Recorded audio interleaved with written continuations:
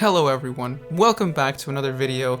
It's been a while. This is actually a great time because I just purchased a piece of gear, a guitar amp. This is the Hughes Kettner TubeMeister Deluxe 20. What a hell of a name.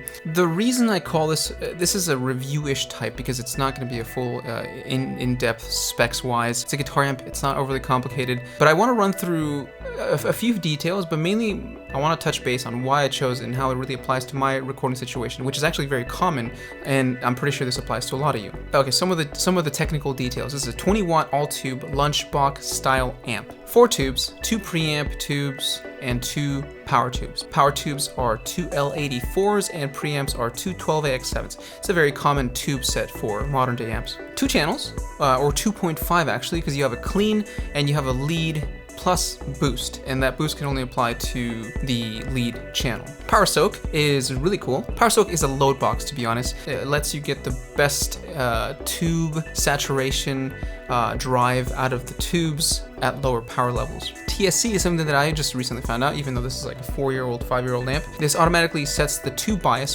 so you have a longer lifespan on the tubes. It's an incredibly useful feature because changing tubes on an amp is pretty annoying. And finally, one of the selling points on my end was the integrated DI/cab simulator in the back. This is really important for me, especially since I record silently and at night. I'm a bedroom guitarist, I'm a bedroom producer. All my stuff is on one side of the room, my bed is on the other side, so I have to kind of, I have to record in my room. So anything with a DI, with in-the-box recording, amp, cab simulators, IRs, silent recording, anything like that, incredibly useful for me. Very simply, I have an XLR from the DI in the back, set up the right settings in the back, use an XLR, go to XLR input to my interface, turn off the power soak, and this engages the internal load box, set to mic level, and dial up your favorite amp settings. Start recording from there. Something really important, by the way, and I only found this out by reading the instruction manual, is never run the amp without a speaker unless you have the internal load box or the power soak all the way off. It's a very simple concept. If you have it set to 1, 5, or 20 watts, power amps are expecting to drive something, and that drive is the speaker. So they're expecting to power something. If there's no speaker plugged in, those poor little power amps have nothing to drive, and it gets fed back into the system, and they're being overloaded. So don't do that to your little power tubes. Take care of them. If you're going to do silent recording like I do, turn the power soak all the way off and be a responsible adult. The other thing I do is I use the send directly from the back. So I use a 1/4 inch into the send. Send goes into my interface and captures the guitar DI. This is a very standard practice in recording situations. A lot of guitar players I know love their tone and whatever, but it's just generally good practice to have to record your guitar's DI. You never really know when you want to change something up. It's good for the future, and your recording engineer will love it too. Looks-wise,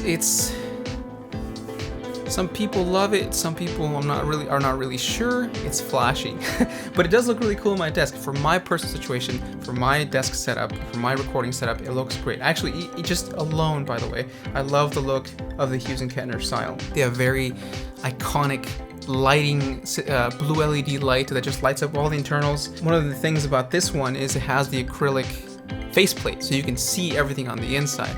Some of the larger models have a metal plate with kind of cutouts, but this, you can one acrylic plate, turn on the cool LED, and you can see everything. So I personally love that style. The only negative about the sort of build is the side handles. They're chrome finish, so they're fingerprint magnets. But aside from that, I'm not really going to be moving it that much. It's going to stay in one place forever. And they're also, if you're interested, they sell rack ears for this to install in a rack unit. Might look into that. I'm just worried about heat buildup, but we'll see. I'll try it out.